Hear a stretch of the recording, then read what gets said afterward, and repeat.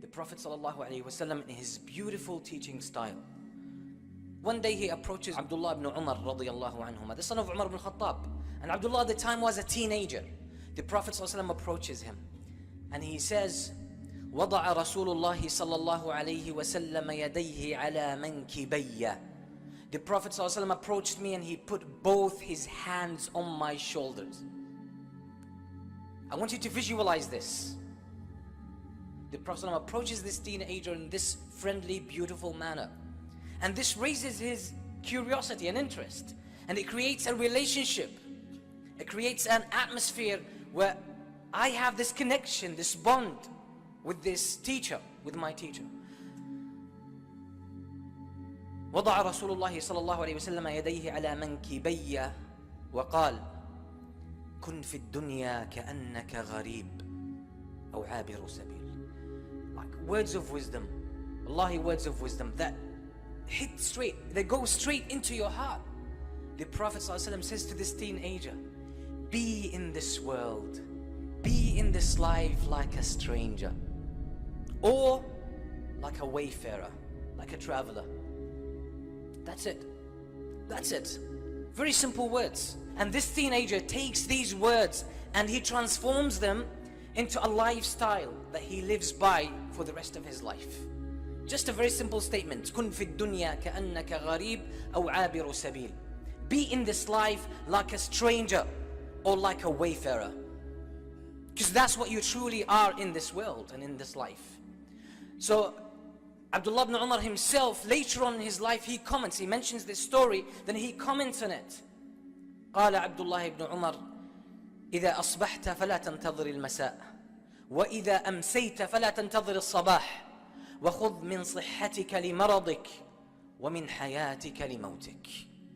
So he transforms this into a way of life and then he puts it in his own words. Later on, Abdullah ibn Umar speaks about this incident, then he adds a commentary. He adds some kind of personal explanation. And he says, when you wake up in the morning, don't expect to finish that day. Don't expect to reach the end of that day alive. That means be ready for death. And if you reach the evening, the end of the day, do not expect to wake up in the morning the following day. Then he says, and take from the time of your health for the time of your illness and weakness. And take from your life for your death.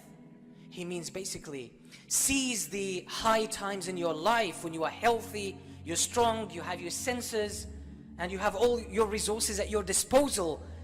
Utilize this, because when you are ill and sick and incapable, you can't do much. So seize these beautiful opportunities when you have the energy, you have the youth, you have the focus, you have the power, you have the time.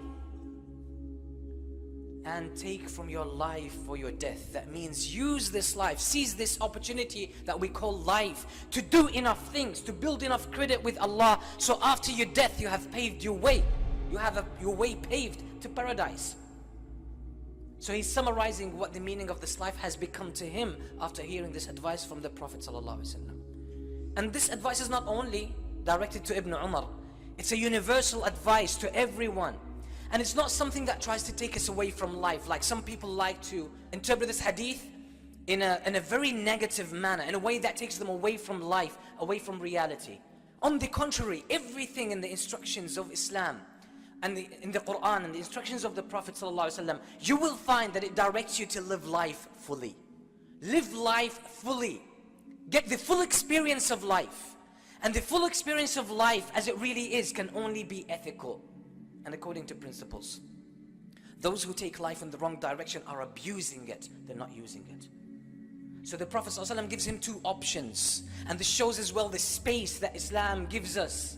The Prophet ﷺ gives him two options. Be in this life like a gharib, a stranger, or a wayfarer, like a traveler. And there's a difference between two, although there are similarities. But the Prophet ﷺ acknowledges that one way or one example might not suit you, so another example would suit you, because there are personal differences.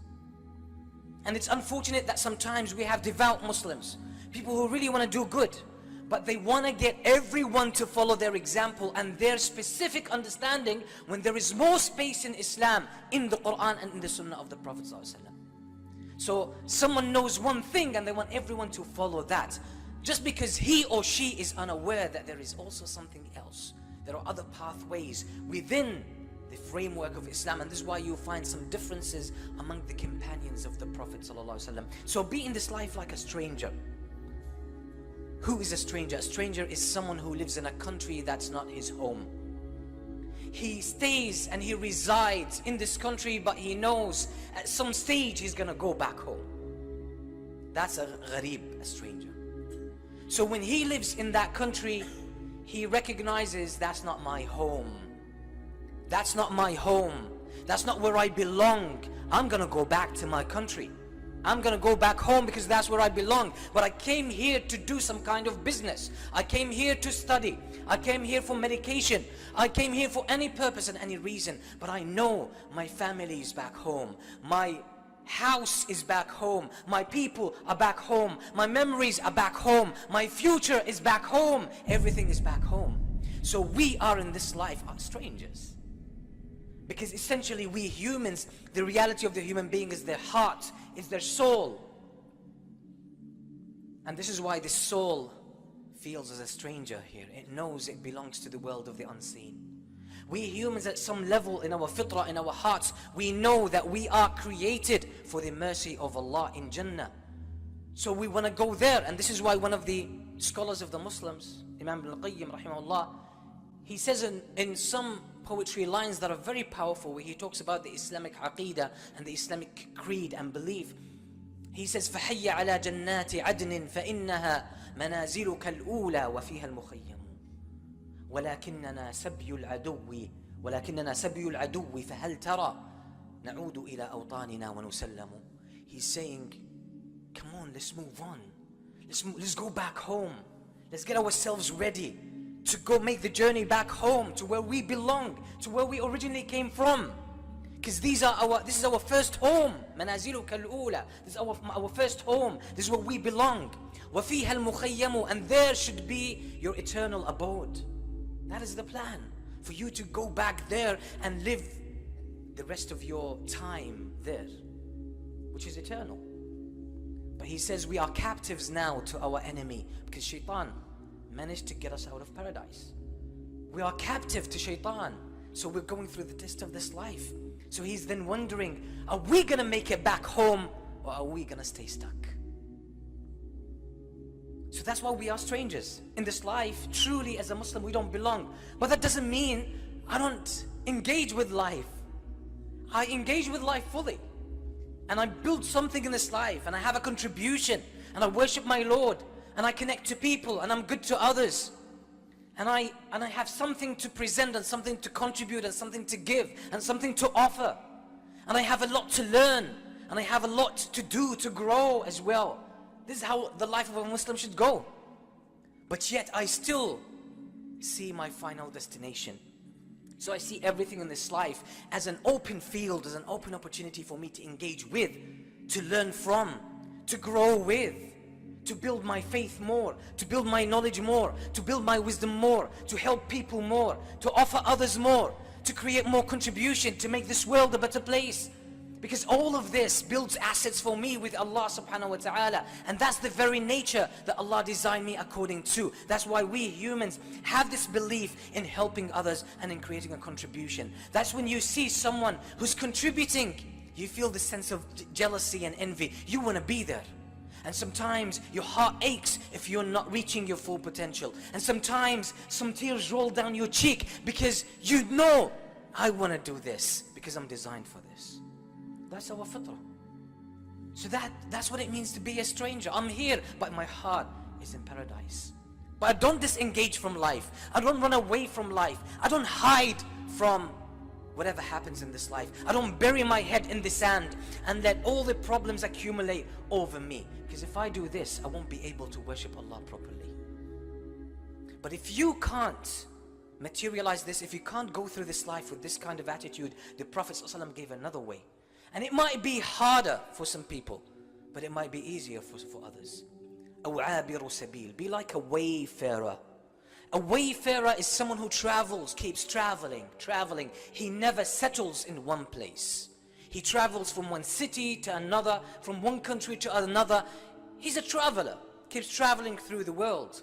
He never settles. He never buys a house. And he might sometimes sleep in the street, in the open.